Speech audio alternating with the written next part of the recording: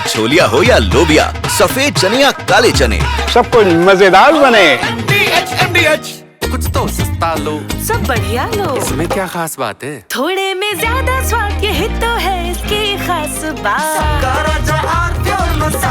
सेना ने अपना पराक्रम दिखाया, पाकिस्तान के उन पिन पॉइंटेड आतंकी अड्डों पर पीओके से पाकिस्तान तक अटैक किया और उनको नेस्तनाबूद किया। उनके एयरबेस में हमारे एयर सिस्टम ने बचाया जो पाकिस्तान की तरफ से आ रहा था। लेकिन सियासत है कि 10 तारीख से रुकने का नाम नहीं ले रही है।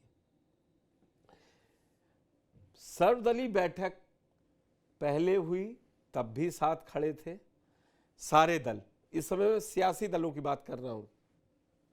और 10 तारीख के बाद जो सीज फायर हुआ है, उसके बाद ऐसा लग रहा है कि सियासी सीज फायर टूट गया। अब तो खुल के एक दूसरे को मीर जाफर और जयचंद तक बात पहुंच गई है। बीजेपी आईटी सेल के अमित मालवीय के ट्विटर हैंडल से एक पोस्ट आया और उसमें जो एक तस्वीर लगी तो आधी एलओपी राहुल गांधी की थी और आधी अभी थोड़ी देर पहले सेना अध्यक्ष से बने फील्ड मार्शल पाकिस्तान के असीम मुनीर की थी। और लिखा कि ये नए मीर जाफर है, वो भी कार्टून पोस्ट था। ऐसा क्यों कहा? क्योंकि लगातार अब कांग्रेस सवाल उठा रही थी विदेश मंत्री जयशंकर के बयान के बाद कि हमने पाकिस्तान को बता दिया था कि हम कहां कहां हमला करेंगे। उसके बाद राहुल गांधी ने उस बात को पकड़ा और सरकार पर हमला बोला कि जब सेना जीत रही थी, सेना आगे थी, तो फिर यह अपराध क्यों हो रहा था। अब बारी बीजेपी की थी। उन्होंने कहा, राहुल गांधी ये सवाल पूछ रहे हैं जब संसदीय समिति के सामने विदेश सचिव विक्रम मिस्री गए कि हमने जो ये इंफॉर्मेशन दे दी पहले से, तो पाकिस्तान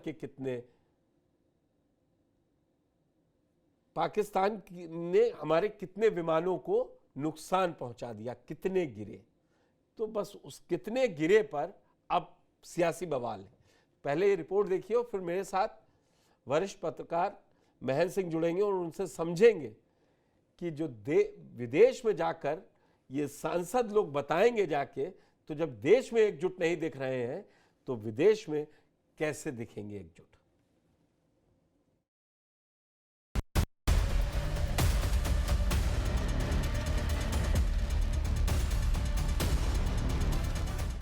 जब देश की सियासत में मचा रखा हो कलेश, फिर विदेश में कैसे देंगे एकजुटता का संदेश?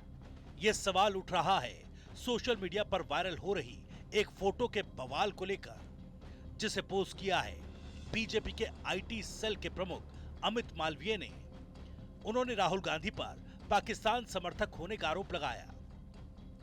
राहुल गांधी की तुलना पाकिस्तान के सेना प्रमुख असीम मुनीर से की है। मालवीय ने अपने एक्स हैंडल पर एक विवादित पोस्ट भी की है। उस पोस्ट में जो फोटो डाली गई है, उसमें आधा चेहरा राहुल गांधी का है और आधा पाकिस्तान के सेना प्रमुख आसिम मुनीर का। अमित मालवीय के फोटो पोस्ट करने के बाद कांग्रेस नेता सुरेंद्र राजपूत ने भी एक फोटो पोस्ट की, जिसमें पीएम मोदी के आधे चेहरे के साथ पाकिस्तान के पूर्व प्रधानमंत्री नवाज शरीफ के फोटो को लगाया गया। और उन्होंने लिखा कि कोई आश्चर्य नहीं कि बिरयानी और सूचना की अदला बदली हो। सिर्फ इतना ही नहीं, कांग्रेस लगातार राहुल गांधी वाली फोटो को लेकर बीजेपी पर जमकर निशाना साध रही है। निशाने पाकिस्तान इस देश के एक नेता को मिला अब तक।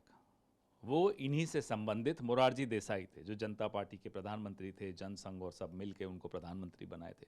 आपको पता है कब मिला उन्हें निशाने पाकिस्तान? जब विश्वनाथ प्रताप सिंह की सरकार थी, भाजपा समर्थित सरकार थी। मई में उनको मिला, उस सन में 1990 में। तब उन्हें निशाने पाकिस्तान मिला। क्या बीजेपी ने उस वक्त विरोध किया? स्वागत किया।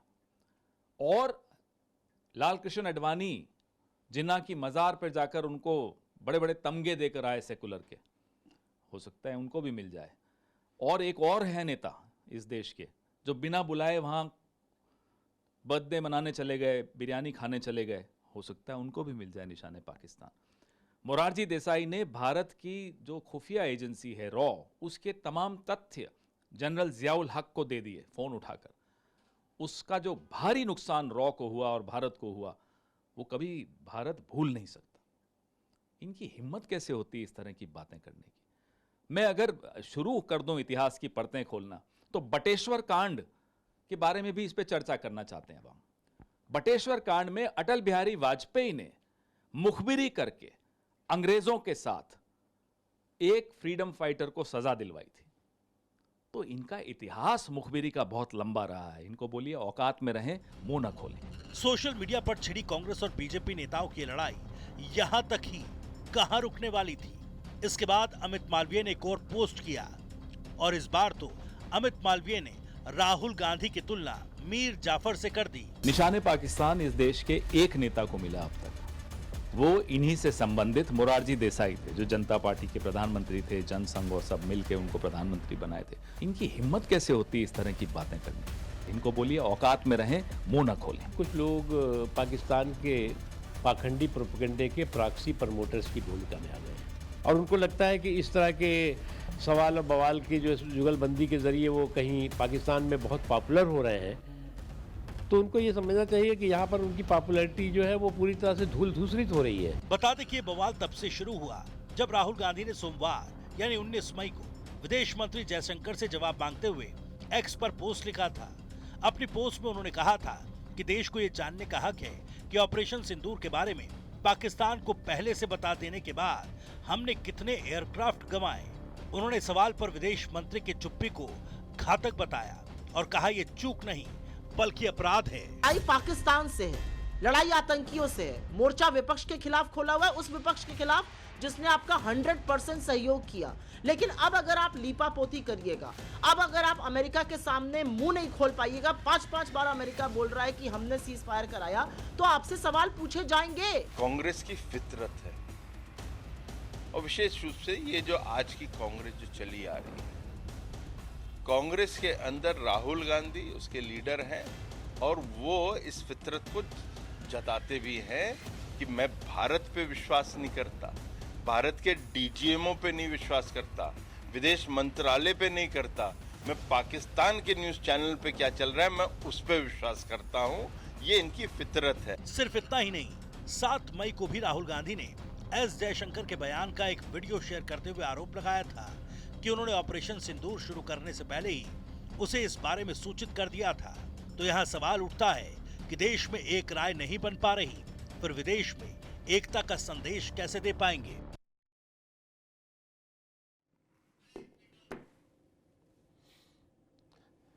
मेरे साथ महेंद्र सिंह जी जुड़ चुके हैं। आपका बहुत बहुत स्वागत है। आपने रिपोर्ट भी देख ली होगी। महेंद्र जी, शायद कनेक्शन टूटा है महेंद्र जी से। आवाज आ रही है महेंद्र जी आपको?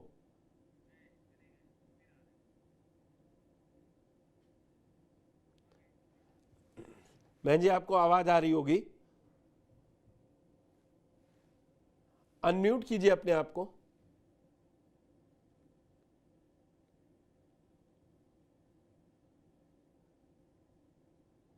नहीं, आपको, मुझे आपकी आवाज बिल्कुल नहीं मिल रही है। आप अनम्यूट कीजिए अपने को।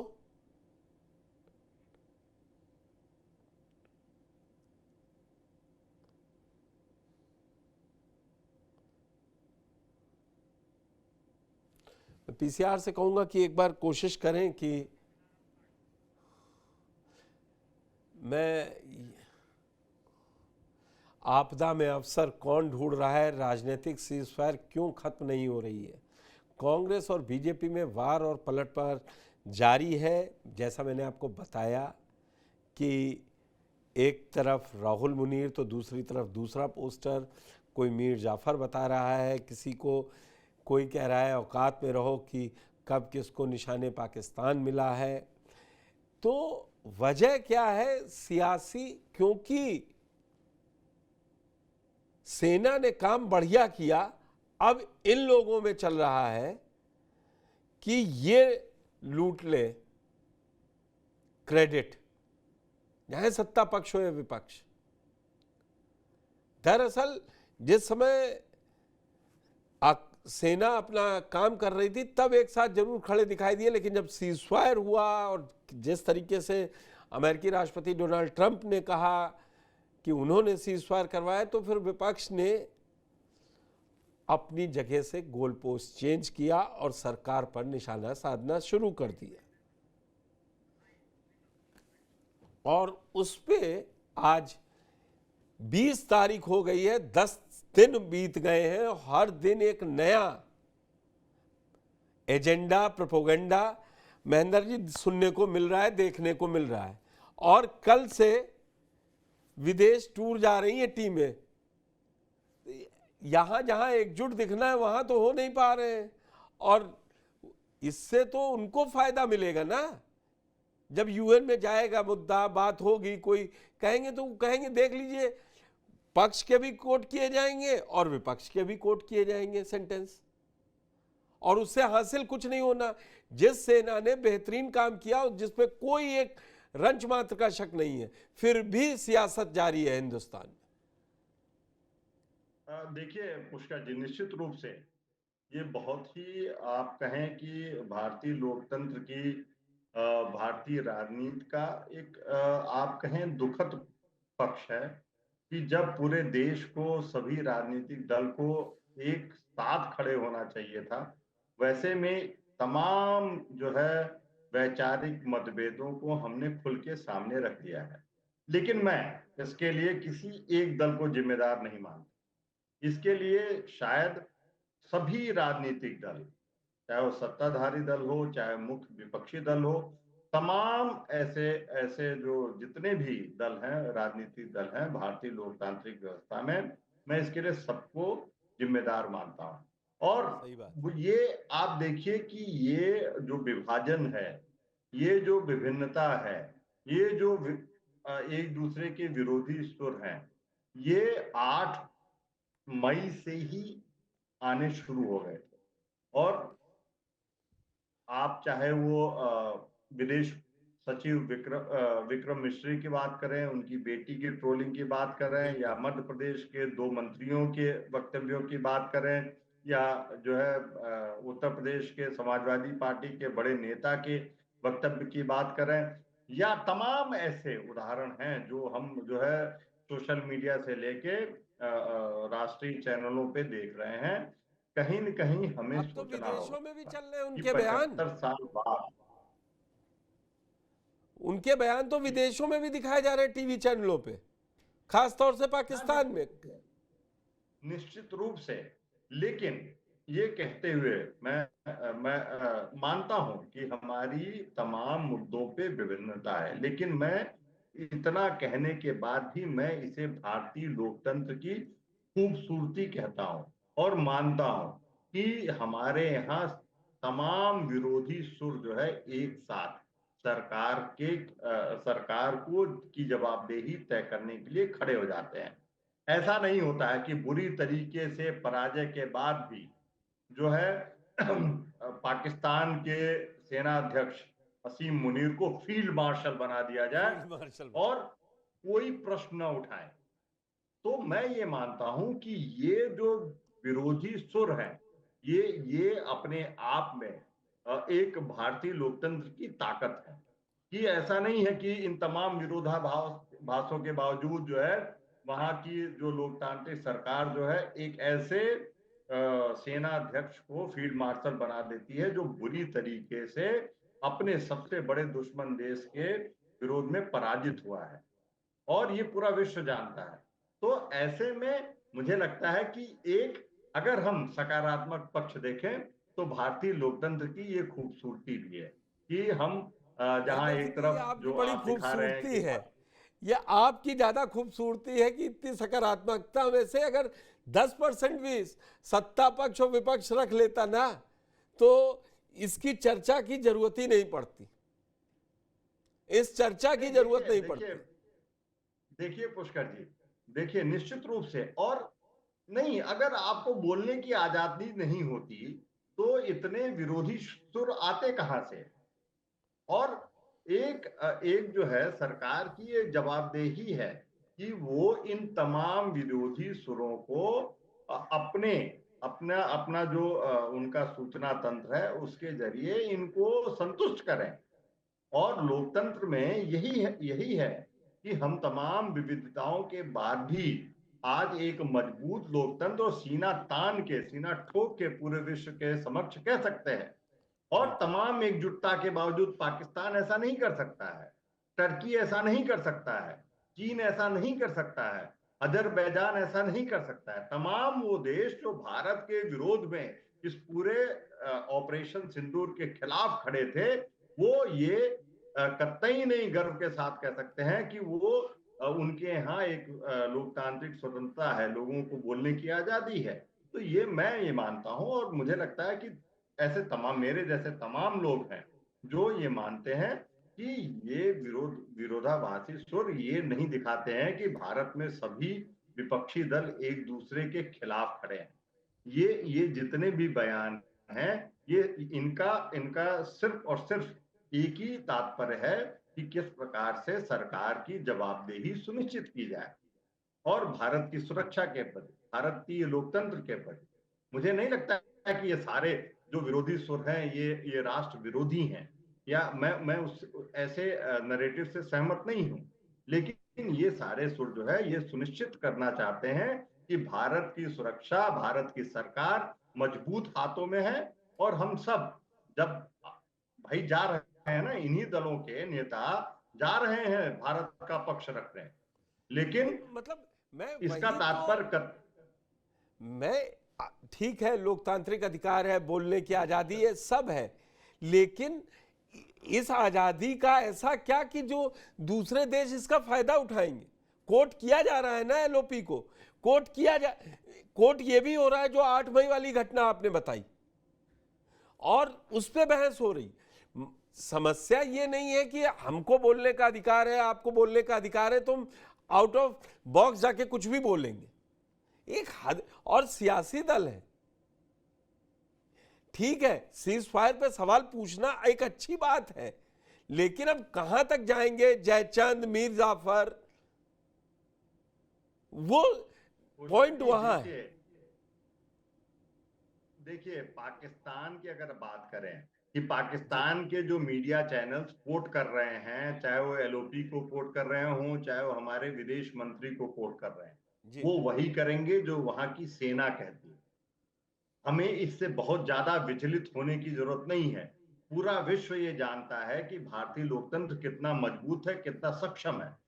तो ये हमें इससे बहुत ज्यादा विचलित होने की आवश्यकता नहीं है कि पाकिस्तान के ऐसे मीडिया चैनल्स जो देश 75 सालों में 34-35 साल सीधे सेना के शासन में रहा और बाकी समय में जो शासन रही लोकतांत्रिक व्यवस्था में, जैसा अभी भी है, वो कहीं न कहीं सीमा के जो सेना है उसके तलवे के नीचे जो है शहबाज शरीफ और जो है भुट्टो जो है वो शासन कर रहे हैं। तो हमें उनके सर्टिफिकेट की और उनके टीवी चैनल्स पे जो दिखाया जा रहा है उससे चिंता करने की आवश्यकता नहीं है।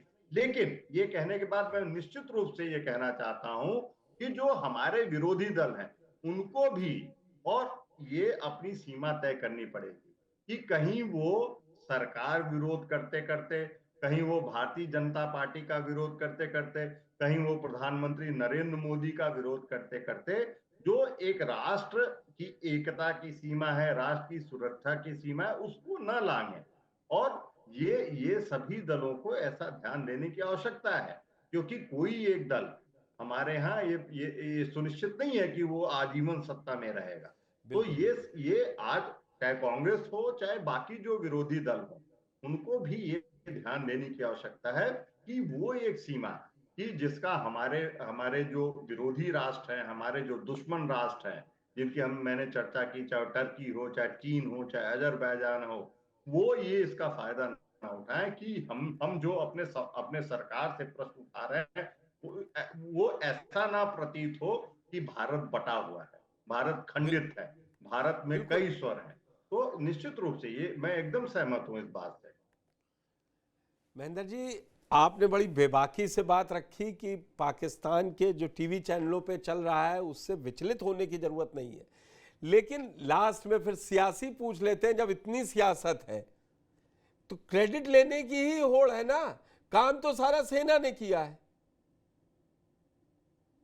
फिर क्रेडिट किस बात का? किस बात का मीर जाफर और किस बात के जयचंद? नहीं, निश्चित रूप से मैं आपकी बात से एकदम सहमत हूं कि काम सेना ने ही किया है, लेकिन काम 71 में भी सेना ने ही किया था, काम 65 में भी सेना ने ही किया था। लेकिन एक राजनीतिक नेतृत्व जो है, एक जो है राजनीतिक इच्छा शक्ति, वो कहीं न कहीं बहुत महत्वपूर्ण भूमिका निभाती है लोकतांत्रिक देश में। हम पाकिस्तान नहीं है या हम चीन नहीं है कि जो पीएलए ने कह दिया, जो पाकिस्तानी सेना ने कह दिया वही सरकार है, वही मतलब है। हमारी सेना एक राजनीतिक नेतृत्व के अंतर्गत काम करती है। वो जिगरा, वो हौसला, वो इच्छा शक्ति जो है राजनेताओं को दिखानी पड़ती है, और ये बहुत आसान नहीं था कि पाकिस्तान में 100 किलोमीटर घुस के उनके सैन्य ठिकानों पे हमला करना। तो आप आज की जो राजनीतिक नेतृत्व है उसकी इच्छा शक्ति पे आप प्रश्न नहीं उठा सकते, कोई भी नहीं उठा सकता। तो फिर विपक्ष का भी सवालों पर जवाब दे, फिर तो ये चलता रहेगा ना। वो कहीं पे एक लक्ष्मण रेखा इन लोग को खुद खींचनी होगी।